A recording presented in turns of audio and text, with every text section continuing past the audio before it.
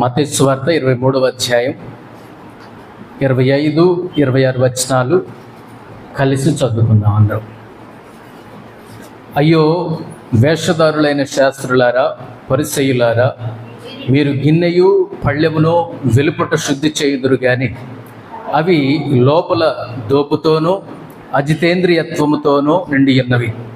గ్రుడ్డి పరిసయ్యుడా, గిన్నెయు పళ్ళెమును వెలుపల శుద్ధి అగునట్టుగా ముందు వాటి లోపల శుద్ధి చేయి.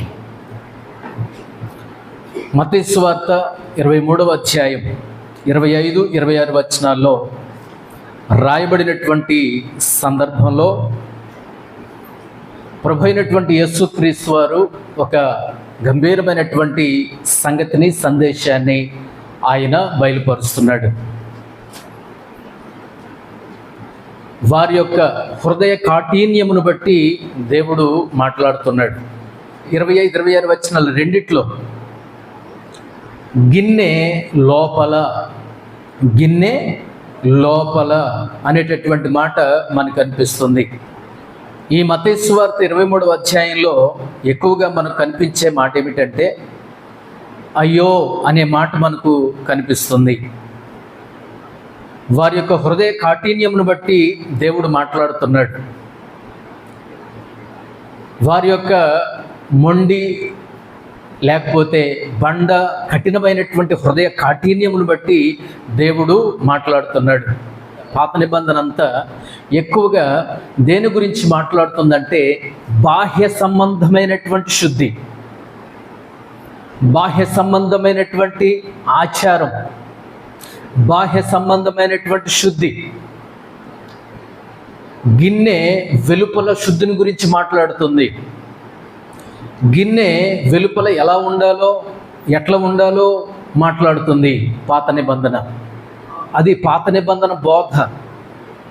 క్రొత్త నిబంధన బోధలోనికి వచ్చేసినప్పటికీ క్రొత్త నిబంధన బోధ ఏం చేస్తుందంటే గిన్నె బయట శుద్ధి అవ్వాలంటే గిన్నె లోపల శుద్ధి చేయబడాలి. పాత నిబంధన బోధ ఎలా ఉందంటే బాహ్య సంబంధంగా వెలుపల కడగబడితే చాలు. వెలుపటి శుద్ధి గురించి ధర్మశాస్త్రం విస్తారంగా మాట్లాడింది. క్రొత్త నిబంధన బోధలోనికి వచ్చేసరికి ప్రభు అయినటువంటి యేసుక్రీస్తు వారు ఏమంటున్నారంటే పాత్ర లేకపోతే గిన్నె బయట శుద్ధి అవ్వాలి అనంటే అది ముందుగా ఎక్కడ శుద్ధి అవ్వాలి? లోపల శుద్ధి అవ్వాలి. నువ్వు లోపల శుద్ధి చేయబడకుండా, లోపల కడగబడకుండా నువ్వు బయట ఎన్ని మరమ్మతులు చేసినా, ఎంత సుందరంగా తీర్చిదిద్దినా, ఎన్ని హంగులు వేసినా, ఎన్ని రంగులు వేసినా, ఎంత పెద్ద పెద్ద లైటింగులు బయట వేసినా ఉపయోగం అనేది ఏమీ లేదు. అది క్రొత్త నిబంధన బోధ. ప్రభు అయినటువంటి యేసుక్రీస్తు వారు ఈ యొక్క శ్రేష్టమైనటువంటి సందేశాన్ని గురించి మాట్లాడుతున్నాడు. గిన్నె లోపల గురించి మాట్లాడుతున్నాడు ఆయన. శాస్త్రులు, పరిసయ్యులు పాత నిబంధన యొక్క బోధను పట్టుకొని వాళ్ళు వ్రేలాడుతున్నారు. ఏంటది? బాహ్య సంబంధంగా ఇలా ఉండాలి, బాహ్య సంబంధంగా ఇలా జీవించాలి, బయట ఇలా ఉండాలి, బయట అలా ఉండాలని శాస్త్రులు, పరిసయ్యులు వాళ్ళు అలానే ఉన్నారు. ప్రజలను కూడా అలానే ఉండమని బోధిస్తున్నారు వాళ్ళు. యేసు ప్రభు వారు క్రొత్త నిబంధనలో అట్లాంటివేమీ కుదరవు అన్నాడు. అలా కుదరదు, అలా కాదు. మీరు బయట సంగతుల విషయమై దృష్టి పెడుతున్నారు, బయట సంగతుల గురించే మీరు ఆలోచిస్తున్నారు. కానీ మరి అంతరంగ శుద్ధి సంగతి ఏంటి? మరి అంతరంగం యొక్క శుద్ధి గురించి ఏం మాట్లాడుతున్నారు మీరు? అంతరంగాన్ని గురించి మీరు ఏం చేస్తున్నారు? బయట శుద్ధి బాగానే ఉంది, బయట మాటలు బాగానే ఉన్నాయి, బయట తలంపులు బాగానే ఉన్నాయి, బయట సౌందర్యం బాగానే ఉంది, బయట వెలుగులు బాగానే ఉన్నాయి, వెలుగు జిలుగులు బాగానే ఉన్నాయి. కానీ అంతరంగ శుద్ధి సంగతి ఏంటి అని అడుగుతున్నాడు దేవుడు. అంతరంగ శుద్ధిని గురించి దేవుడు మాట్లాడుతున్నాడు. నువ్వు సీరియల్ చూడొద్దు, నువ్వు సినిమాలు చూడొద్దు, నువ్వు సిగరెట్ తాగొద్దు, నువ్వు బూతులు మాట్లాడొద్దు, ఇవి బాహ్య సంబంధమైనవి. ఇవి ఎక్కడ సంబంధమైనవి? గిన్నె బయట సంగతులు. ఇవన్నీ గిన్నె బయట సంగతులు. ఏంటి? నువ్వు బూతులు మాట్లాడుతున్నావు, నువ్వు సినిమాలు చూస్తున్నావు, నువ్వు సిగరెట్లు తాగుతున్నావు, నువ్వు సీరియల్ చూస్తున్నావు, నువ్వు అబద్ధాలు మాట్లాడుతున్నావు,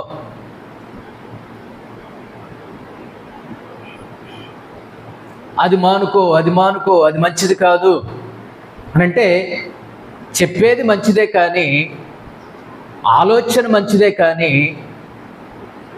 ఈయన ఎక్కడ దృష్టి పెట్టాడంటే బాహ్య సంబంధమైన వాటి మీద దృష్టి పెట్టాడు.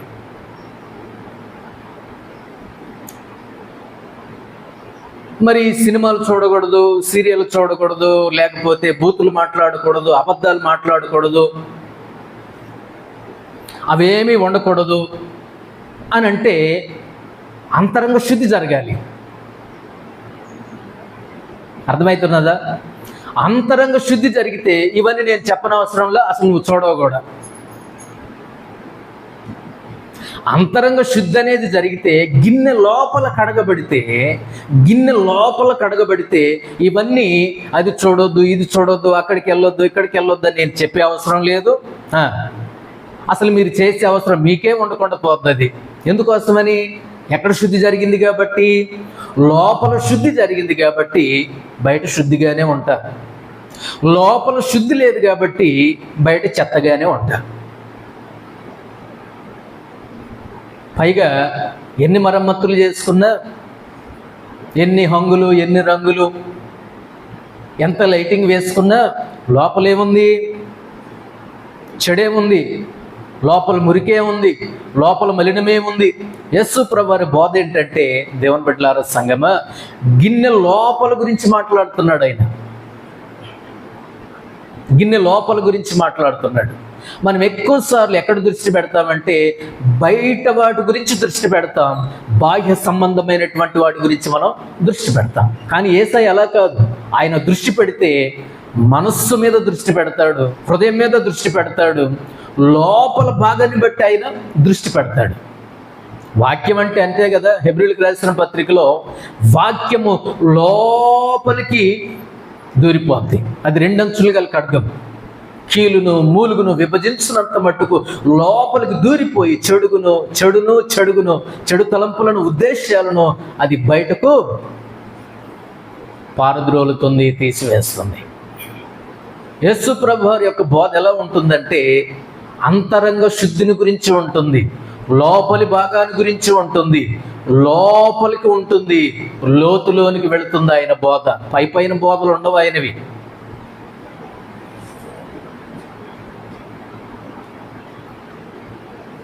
ఆయన బోధ ఎప్పుడు కూడా కొద్దిగా బాధ కలిగించేదిగానే ఉంటుంది. కొన్నిసార్లు మనకు బాధ కలిగించే బోధలు ఇష్టం ఉండవు, బోధపడవు. ఆశీర్వాదం గురించి చెప్పండి, దీవెన గురించి చెప్పండి, ఎదుగుదల గురించి చెప్పండి, అభివృద్ధిని గురించి చెప్పండి, నువ్వు దీవించబడతావని చెప్పండి, నీకేది 5 లీటర్లు పాలు ఇస్తుందని చెప్పండి, నువ్వు పట్టుకున్నదంతా బంగారం అవుతుందని చెప్పండి, నీ పొలం 10 లక్షలకు అమ్ముడుపోద్దని చెప్పండి. భలే చెప్పారు మా అయ్యగారు, నీకు దశంభాగం ఇస్తాంలేని అంట. ఏ బోధలు నచ్చుతున్నాయి ఈ రోజున మనిషికి, విశ్వాసికి? బాహ్య సంబంధమైనవే నచ్చుతున్నాయి, బయట సంబంధమైనవే నచ్చుతున్నాయి. కానీ లోపలికి వెళ్ళే బోధ, లోతులోనికి వెళ్ళే బోధ, లోపల కడగబడే బోధ వీళ్ళకి బాధ అనిపిస్తుంది. యేసు ప్రభువారి యొక్క బోధ ఎక్కువగా బాధ కలిగించేదిగానే ఉంటుంది. కానీ బాధ కలిగించే బోధే మన బాధలను తీసివేసేది, మనకు శ్రేష్టమైనటువంటి ఆత్మీయతను ఇచ్చేది. శాస్త్రుల గురించి, పరిచయుల గురించి ప్రభు అయినటువంటి యేసుక్రీస్తు వారు అద్భుతంగా మాట్లాడుతున్నాడండి. ఏమయ్యా, ఏంటి మీ జీవితం ఏంటి, మీ బ్రతుకేంటి, మీ తలంపులేంటి? బాహ్య సంబంధమైనటువంటి వాటి మీద దృష్టి పెట్టారు. నువ్వు దృష్టి పెట్టాల్సింది అంతరంగ శుద్ధి మీద దృష్టి పెట్టు, అంతరంగ విషయాల మీద దృష్టి పెట్టు, గిన్నె లోపల భాగాన్ని దృష్టి పెట్టు. ఈరోజు చూడండి, ఎన్నిసార్లు చెప్పిన సినిమాని మారలేదు, మనసు మారలేదు, అంతరంగ శుద్ధి జరగలేదు. ఎన్నిసార్లు చెప్పిన సీరియల్ మారలేదు, కారణం ఏంటి? అంతరంగ శుద్ధి జరగలేదు. ఎన్నిసార్లు చెప్పినా బూతులు మానలేదు, అబద్ధాలు మానలేదు. వెళ్ళొద్దన్న చోటుకి వెళ్తాడు, ఉండొద్దన్న చోట్ల ఉంటాడు, కూర్చోవద్దన్న చోట్ల కూర్చుంటాడు, నిలబడొద్దన్న చోట్ల నిలబడతాడు, నిలబట్టమేంటి పడుకుంటాడు కూడా. ఎందుకు ఇవన్నీ జరుగుతున్నాయంటే గిన్నె లోపల శుద్ధి చేయబడలేదు, కడగబడలేదు.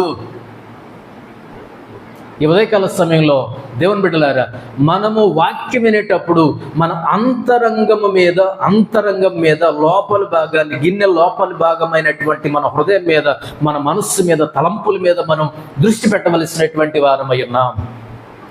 అంతేగాని లోపల శుద్ధి జరగకుండా, గిన్నె లోపల శుద్ధి చేయబడకుండా, గిన్నె లోపల కడగబడకుండా బయట నువ్వు ఎన్ని రాసుకున్నా, ఎంత కడుక్కున్నా, ఎంత హంగామా చేసుకున్నా ఉపయోగమేమీ ఉండదు. మన జీవితంలో అసలైనటువంటి దీవెన ఆశీర్వాదాలు ఏమీ ఉండవు. ఈ రోజున దురద చెవులు కలిగినటువంటి వాళ్ళై నువ్వు బాగుపడతావు, నీకు అలా జరుగుద్ది, నీకేమి కాదు, అభివృద్ధి, ఆశీర్వాదము, దీవెన, నువ్వు పట్టుకున్నదంతా బంగారం అయిపోద్ది, నీకు కలిసి వస్తుంది, అందరి ఎండిన నీది పండుద్ది అని చెప్తే వాళ్ళకి భలే వినముచ్చటగా ఉంటుంది, వీణులకు విందుగా ఉంటుంది. పైగా సరే మార్చి చెప్దా, అక్క నీ మనసు బాగలేదు, నీ జీవితం బాగలేదు, నీ ప్రవర్తన బాగలేదు, నువ్వు అలా మాట్లాడుతున్నావు, ఇలా మాట్లాడుతున్నావు, అక్కడికి వెళ్ళొద్దన్న చోటుకి వెళ్తున్నావు, విశ్వాసి ఉండకూడనట్లుగా నువ్వు ఉంటున్నావు అని చెప్పండి. బాగుంటుందా? ఆ బోధ బాగుంటుందా? ఆ బోధ బాగుంటుందండి? ఆ బోధ బాధగానే ఉంటుంది. బాధగానే ఉంటుంది. ఏది బాగుంది మనం వినటానికి? ఆశీర్వాదాలు, దీవెనలే బాగున్నాయి వినటానికి. కానీ యేసు ప్రభువు ఏమంటున్నాడంటే, మీ అంతరంగ శుద్ధి ముఖ్యం, గిన్నె లోపల కడగబడటం ముఖ్యం. మీరు బయట ఎంత చింతపండు పెట్టి రుద్దినా, ఎక్సోబార్ పెట్టి రుద్దినా, చేతులు అరిగేదాకా, ఆ పాత్ర అరిగిపోయేదాకా రుద్దినా, లోపల శుద్ధి చేయబడనిదే, బయట శుద్ధి కాదు. మరి బయట బాగు అవ్వాలంటే ఏం చేయాలి ప్రభా? బయట శుద్ధి అవ్వాలంటే ఏం చేయాలంటే దేవుడు సింపుల్గా ఒక మాట అంటున్నాడు, లోపల కడిగేసుకో, బయట దాని అంతటికదే ఏమవుద్ది? శుద్ధి అయిపోవాలి. అబద్ధం ఆడాలనే ఆలోచన ఉండదు, బూతులు మాట్లాడనే ఆలోచన ఉండదు, చెడు తలంపులు వస్తున్నాయనే ఆలోచన లేదు, సినిమాల మీద మనసు ఉండదు, సీరియల్ మీద మనసు ఉండదు, చెడు వాటి మీద దృష్టి ఉండదు, ఆలోచన ఉండదు, తలంపులు ఉండదు. కారణం ఏంటి? ఇదంతా లోపల శుద్ధి జరిగితే బయటవి ఆటోమేటిక్గా ఆగిపోతాయి. అది లేనందువల్ల, అది రానందువల్ల మనం దేని మీద దృష్టి పెట్టాం? బయట గురించే దృష్టి పెట్టాం. చింతపండు పెట్టి రుద్దుతున్నాం, బయటనే చింతపండు పెట్టి రుద్దుతున్నాం, చేతులు అరిగిపోతున్నాయి, గిన్నెలు అరిగిపోతున్నాయి. ఉపయోగం ఏమన్నా?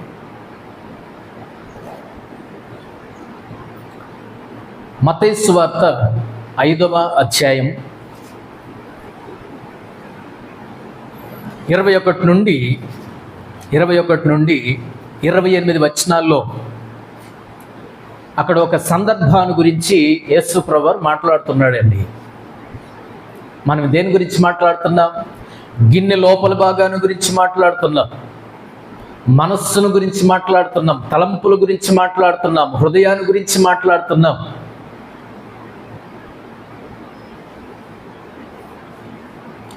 ఇక్కడ కొండ మీద ప్రసంగంలో ప్రభు అయినటువంటి యేసుక్రీస్తు వారు ఒక సందర్భాన్ని జ్ఞాపకం చేస్తున్నాడు. ఇక్కడ 2 విషయాలు నేను మీకోసం జ్ఞాపకం చేస్తాను. చూడండి, 21వ వచనం చూడండి. నరహత్య చేయవద్దు, నరహత్య చేయవాడు విమర్శకు లోనగునని పూర్వీకులతో చెప్పబడిన మాట మీరు విన్నారు కదా. నేను మీతో చెప్పున్నదేమనగా, తన సహోదరుని మీద కోపపడు ప్రతివాడు విమర్శకు లోనగును, తన సహోదరుని చూచి వ్యర్థుడా అని చెప్పువాడు మహాసభకు లోనగును, ద్రోహి అని చెప్పువాడు నరకాగ్నికి లోనగును. కావున నీవు బలిపీఠమునొద్ద అర్పణము నర్పించుచుండగా నీ మీద నీ సహోదరునికి విరోధమేమైననో కలదని అక్కడి నీకు జ్ఞాపకము వచ్చిన ఎడల అక్కడ బలిపీఠం ఎదుటనే నీ అర్పణము విడిచిపెట్టి మొదట వెళ్ళి నీ సహోదరునితో సమాధానపడము, అటు తర్వాత వచ్చి నీ అర్పణము నర్పింపము. ప్రభువైనటువంటి యేసుక్రీస్తు వారు ఇక్కడ మనం చదివినటువంటి వచన భాగంలో కూడా గిన్నె లోపల గురించే మాట్లాడుతున్నాడు. గిన్నె లోపల ఏముంది? మనం చదివినటువంటి వచన భాగంలో ఏముందంటే కోపం ఉంది. గిన్నె లోపల ఏముంది? కోపం ఉంది. కోపం ఉన్న చోట ఏముంటుంది? పాపం ఉంటుంది. పాపం ఉన్న చోట ఏముంటుంది? పగ ఉంటుంది. పగ ఉన్న చోట ఏముంటుందంటే ప్రతీకారం ఉంటుంది. ప్రతీకారం ఉన్న చోట ఏముందంటే హత్య ఉంటుంది, నరహత్య అనేది ఉంటుంది. పాపము పరిపక్వమై మరణాన్ని కంటుంది. కోపం కోపం ఇక్కడ ప్రభువైనటువంటి యేసుక్రీస్తు వారు కోపాన్ని గురించి మాట్లాడుతున్నాడు. అన్న, కోపం తగ్గాలంటే ఏం చేయాలా? అక్క, కోపం తగ్గాలంటే ఏం చేయాలా? పాస్టర్ గారు, కోపం తగ్గాలంటే ఏం చేయాలండి? నా కోపం తగ్గట్లేదు, సరిగా కోపం తగ్గట్లేదు, ఏం చేయమంటారు? యేసయ్య అంటున్నాడు, ఆ గిన్నె లోపల భాగం ఏం చేయబడాలా? కడగబడాలి, శుద్ధి చేయబడాలి, శుద్ధి చేయబడాలి. ఒకవేళ ఆ కోపం పాపముగా మారకముందే, పాపం పరిపక్వమై మరణాన్ని కనకముందే, పగ ప్రతీకారం తీర్చుకోకముందే దాన్ని ఏం చేయబడాలా? ఏం చేసుకోవాలి? దాన్ని యేసయ్య సన్నిధిలో శుద్ధి చేసుకోవాలా, కడుక్కోవాలా. ప్రభువైనటువంటి యేసుక్రీస్తు వారి యొక్క రక్తం ప్రతి పాపము నుండి మనల్ని ఏం చేస్తుంది? కడిగి శుద్ధీకరిస్తుంది. ప్రభువైనటువంటి యేసుక్రీస్తు వారి యొక్క రక్తం ప్రతి పాపమును ఏం చేస్తుందంటే కడిగి శుద్ధి చేస్తుంది. సరే, ఇక్కడ కోపం ఉందండి. కోపం ఎలా మారుతుంది? అది 21వ వచనంలో నరహత్యగా, హత్యకు మారుతుందండి. అది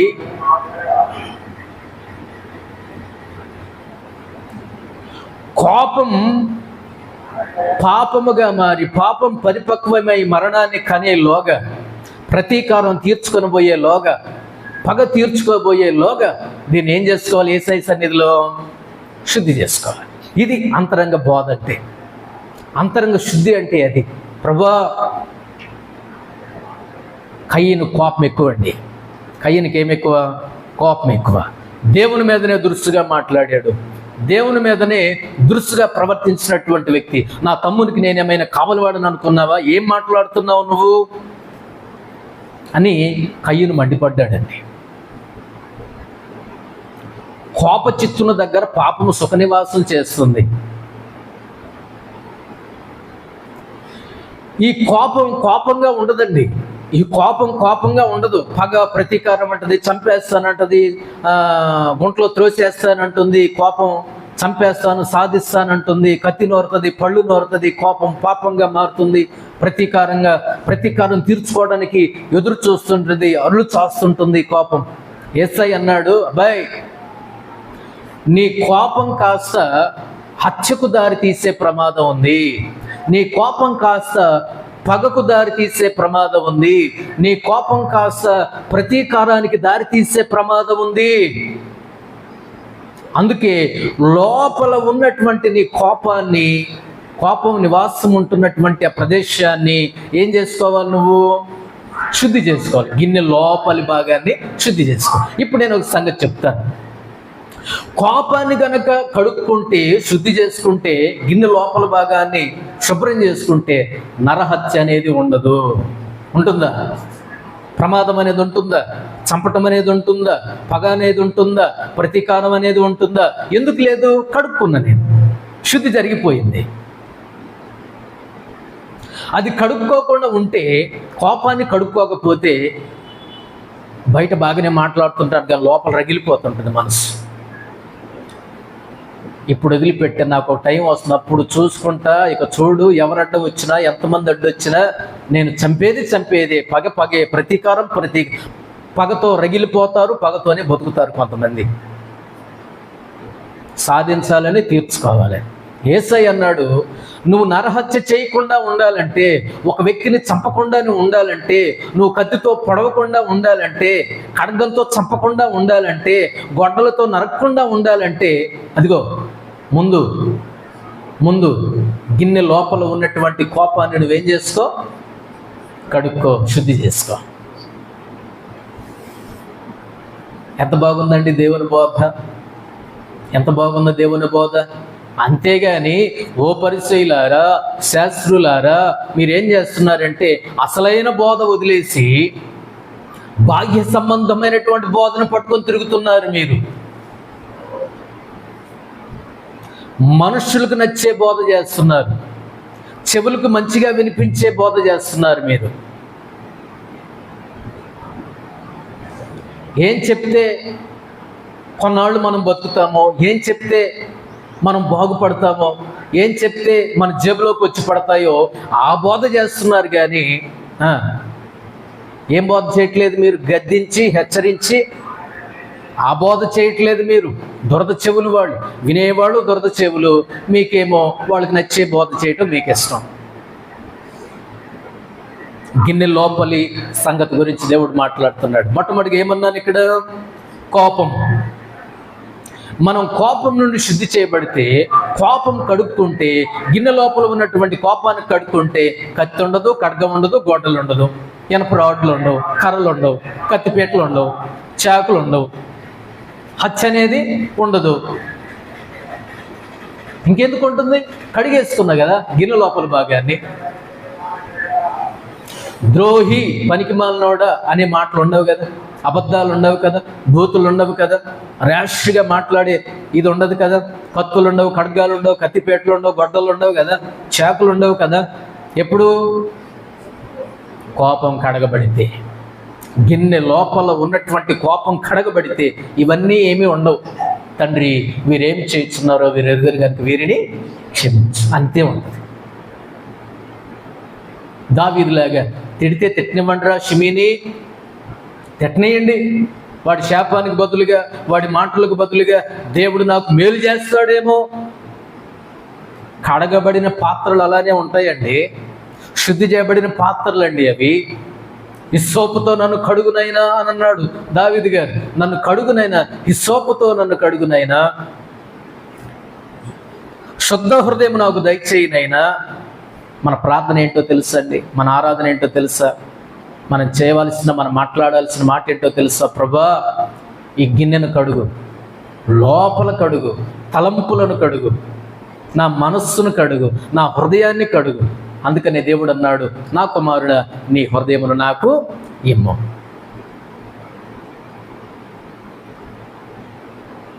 దేవుడు అన్నాడు 21 నుండి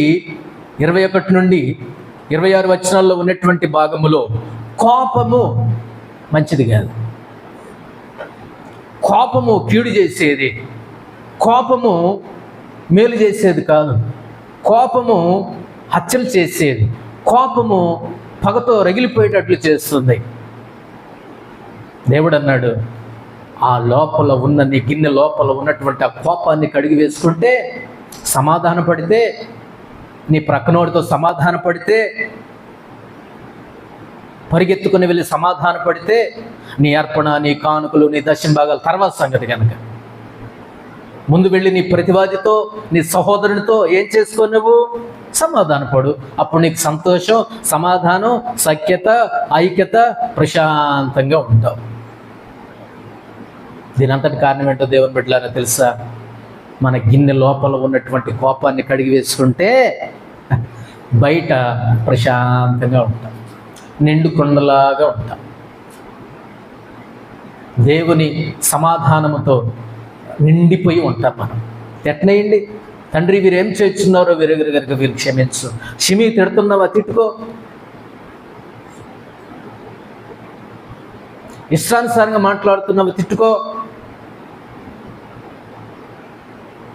కోపము నుండి మనం శుద్ధి చేయబడితే హత్య, నరహత్య, కత్తులు, గొడ్డళ్ళు, ఖడ్గాలు, కత్తిపేటలు, చాకులు, బాంబులు ఇవన్నీ ఏమీ ఉండవు. అది మొదటి మాట. రెండో మాట నేను జ్ఞాపకం చేస్తున్నా, చూడండి. మత్తయి సువార్త 5వ అధ్యాయం 27 నుండి చూడండి. వ్యభిచారము చేయవద్దని చెప్పబడిన మాట.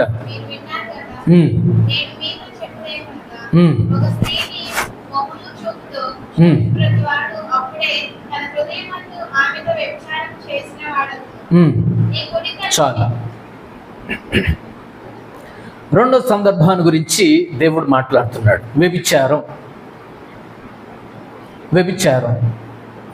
వ్యభిచారము అనేటటువంటి విషయాన్ని గురించి దేవుడు మాట్లాడుతున్నప్పుడు ఏమి చేయాలంటే, అదిగో మోహపు తలంపులను బట్టి హృదయం నిండిపోయి ఉంది. మోహపు తలంపులతో, మోహపు ఆలోచనలతో నీ యొక్క హృదయం నిండిపోయింది. కాబట్టి ఆ లోపల నిండిపోయినటువంటి ఆ మోహపు తలంపులను, ఆ పాత్రలో ఉన్నటువంటి మోహపు తలంపులను, అంతరంగపు యొక్క పాత్రలో నిండి ఉన్నటువంటి మోహపు తలంపులను, ఆలోచనలను అవి శుద్ధి చేయబడితే, అవి కడిగి వేయబడితే వ్యభిచారం అనే మాటే ఉండదు. అర్థమైందా? మొట్టమొదటిగా కోపాన్ని గురించి మనం మాట్లాడుకున్నాం. రెండవదిగా యేసు ప్రభువు జ్ఞాపకం చేశాడు కొండ మీద ప్రసంగంలో వ్యభిచారాన్ని గురించి మాట్లాడుతాం. ఎందుకు వ్యభిచారంలో పడతారు చాలామంది?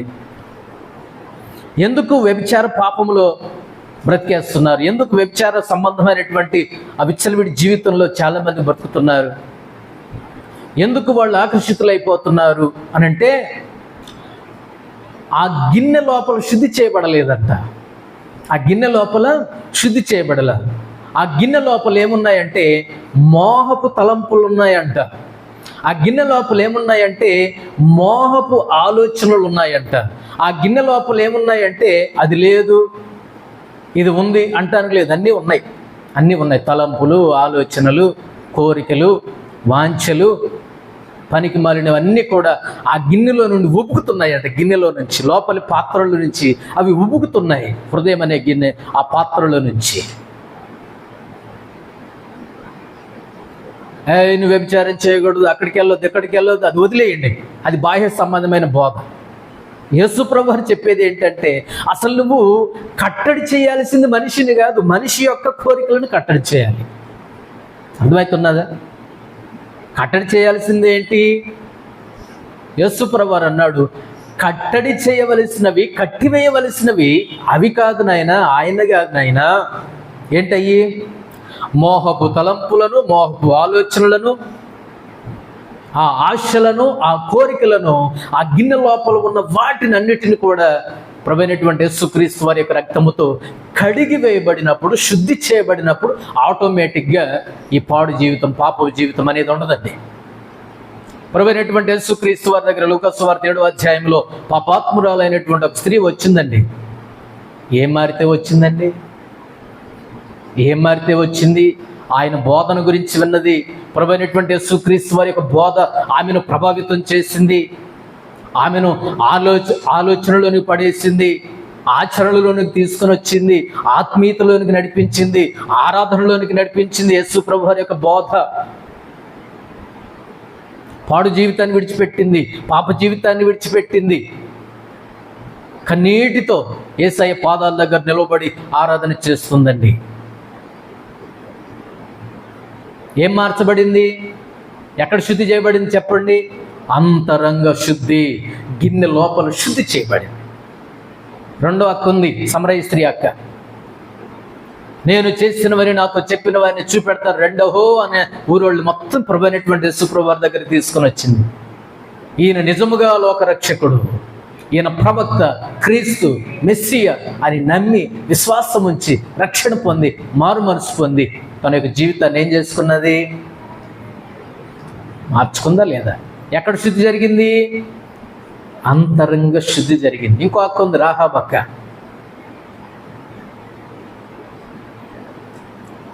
ఇశ్రాయేలు వారిలో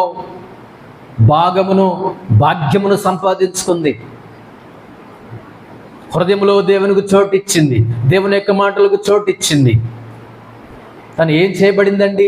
దేవుని మాటలు నమ్మి విశ్వాసం ఉంచి తనను, తన ఇంటి వారిని ఏం చేసుకున్నది? రక్షించుకుంది కదా.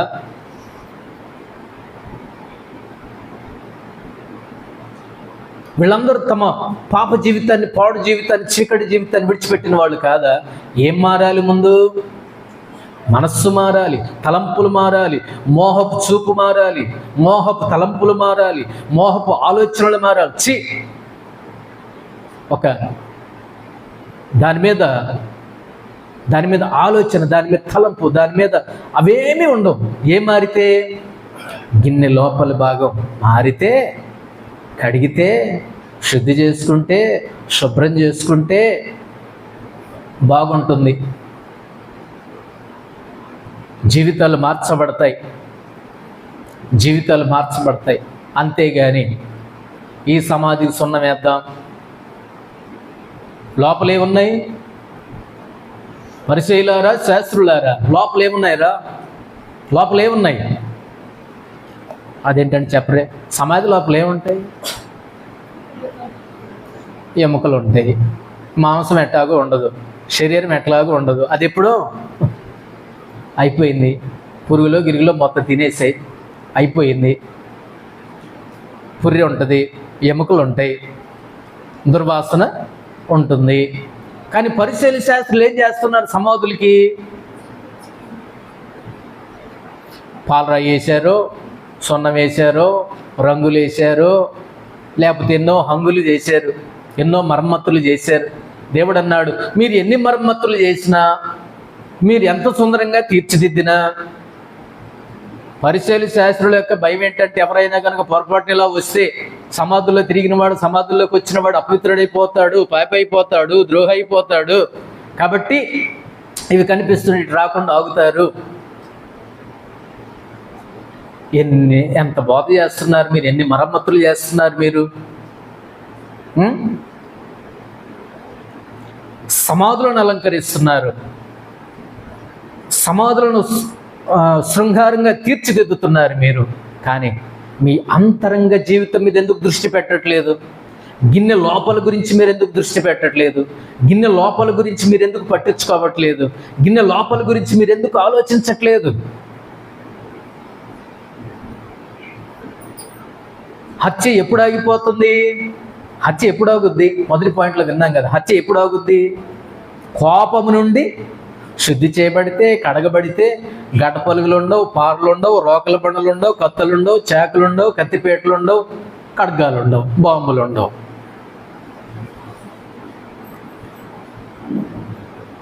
చంపాలని ఆలోచన ఉండదు. అప్పుడు అనుకుంటాడు దేవుని స్వరూపంలో ఉన్న సోదరుడు, సోదరి అనుకుంటాడు. రెండవదిగా వ్యభిచారము పాప సంబంధమైన, పాడు సంబంధమైన, చీకటి సంబంధమైన, పాపిష్టి సంబంధమైనటువంటి ఆ అలవాటు నుంచి మారాలి, మరలి రావాలి, మార్చుకోవాలి అని అంటే పైపైన బోధలు పనికిరావండి, పైపైన ఆలోచనలు పనికిరావండి. దేవుడు ఏమన్నాడు? తలంపులు మారాలి. లోపల ఆ పాత్ర దేనితో నిండిపోయింది? మోహపు తలంపులతో, మోహపు ఆలోచనలతో, చెడు ఆలోచనలతో, కన్ను మూసినా తెరిచినా పాపిష్టి సంబంధమైనటువంటి ఆలోచనలతో ఆ పాత్ర నిండిపోయింది. కాబట్టి అది కడగబడితే అవన్నీ మారతాయి. అది మారినంత వరకు సినిమాలు ఆగవు, షికారులు ఆగవు, సీరియళ్ళు ఆగవు, అబద్ధాలు ఆగవు, బూతులు ఆగవు. వెళ్ళొద్దన్న చోటుకి వెళ్తాడు, తిరగొద్దన్న చోటుకి తిరుగుతాడు. ఇవన్నీ ఎందుకు జరుగుతున్నాయి అంటే గిన్నె లోపల శుద్ధి చేయబడాలి. ఈ రోజున చాలామంది జీవితాలలోనే ఉన్నాయండి శుభ్రం చేయని బ్రతుకులు, శుద్ధి చేయబడలేనటువంటి బ్రతుకులు. గిన్నె లోపల బోధనలు ఇవ్వండి, బాహ్య సంబంధమైనటువంటి బోధనలు ఉన్నాయండి, బాహ్య సంబంధమైనటువంటి మెరుగులు ఉన్నాయండి, బాహ్య సంబంధమైనటువంటి రంగులు ఉన్నాయండి, బాహ్య సంబంధమైనటువంటి హంగులు, ఆర్భాటాలు ఉన్నాయండి. కానీ అంతరంగ శుద్ధి గురించి, అంతరంగ ఆవశ్యత గురించి ఏమి లేదు, మార్పు లేదు. హృదయం కఠినపరచుకోకూడదు, హృదయం శుద్ధి చేసుకోవాలి, హృదయాన్ని శుభ్రం చేసుకోవాలి. మొదట్లో మనం చదివిన వచ్చిన భాగంలోకి వెళితే మత్తయి సువార్త 23వ అధ్యాయం, మత్తయి సువార్త 23వ అధ్యాయం 25 నుండి మనం చదువుకున్నాం. అయ్యో వేషధారులైన శాస్త్రులారా, పరిసయ్యులారా, మీరు గిన్నెయు పళ్ళెమును వెలుపట శుద్ధి చేయుదురు గాని అవి లోపల దోపుతోనూ అజితేంద్రియత్వముతోనూ నిండి ఉన్నవి. గ్రుడ్డి పరిసయ్యుడా, గిన్నెయు పళ్ళెమును వెలుపల శుద్ధి అగునట్టుగా ముందు వాటి లోపల శుద్ధి చేయము. బయట శుద్ధి అవ్వాలంటే ఆటోమేటిక్గా బయట శుద్ధి అవ్వాలంటే లోపల శుద్ధి చేయబడాలి. ఆ గిన్నె లోపల కడగబడాలి. ప్రియమైన దేవుని బిడ్డలారా, సంఘమ స్నేహితులారా, మన లోపల ఎలా ఉంది? మన అంతరంగం ఎలా ఉంది? మన మనస్సు ఎలా ఉంది? మన తలంపులు ఎలా ఉన్నాయి? మన బ్రతుకు ఎలా ఉంది? మన నడక ఎలా ఉంది? మన యొక్క నడవడి ఎలా ఉంది? ఒకసారి పరిశీలన చేసుకోవాలి కదా. ఒకసారి మనల్ని మనం పరిశీలించుకోవాలి కదా. గిన్నె లోపల బోధ గురించి దేవుడు మాట్లాడుతున్నాడు. మొదట్లో అనుకున్నట్లుగా బాహ్య సంబంధమైనటువంటి ఆచారము, బాహ్య సంబంధమైనటువంటి శుద్ధి, బాహ్య సంబంధమైనటువంటి శుద్ధీకరణ ఆచారములు పాత నిబంధన గ్రంథంలో కోకొల్లలుగా ఉన్నాయి.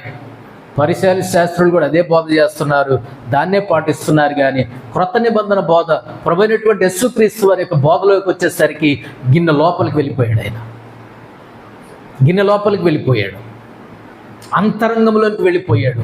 అంతరంగం యొక్క శుద్ధి, అంతరంగ శుద్ధి యొక్క ఆవశ్యకతలోనికి ఆయన వెళ్ళి ఆయన బోధిస్తున్నాడు. కొన్నిసార్లు కఠినంగానే ఉంటుంది, తప్పదు మరి. ఆయన బోధ కొన్నిసార్లు బాధగానే ఉంటుంది, తప్పదు మరి. అది అవసరం, అత్యవసరం. జ్వరం తగ్గించే టాబ్లెట్ కూడా చేదుగానే ఉంటుంది కదా. జ్వరాన్ని తగ్గించే, ఒళ్ళు నొప్పులు తగ్గించే ఇంజెక్షన్ కూడా శరీరంలో దిగబడుద్ది కదా, కొద్దిగా గుచ్చుకోవాలి కదా. మరి మన బతుకులు మార్చే దేవుని మాట, మన నడకను మార్చే దేవుని మాట, అంతరంగాన్ని శుద్ధి చేసే దేవుని మాట, ఆ గిన్నె యొక్క లోపల భాగమును శుభ్రంగా మలినమును పోయేటట్లుగా కడిగి శుద్ధి చేసి బాగు చేసే దేవుని మాట కొన్నిసార్లు కటువుగానే ఉంటుంది, కఠినంగానే ఉంటుంది, గట్టిగానే ఉంటుంది, గుచ్చుకుంటుంది, తగులుద్ది, బాధ అనిపిస్తుంది. తప్పదు మరి, తప్పదు.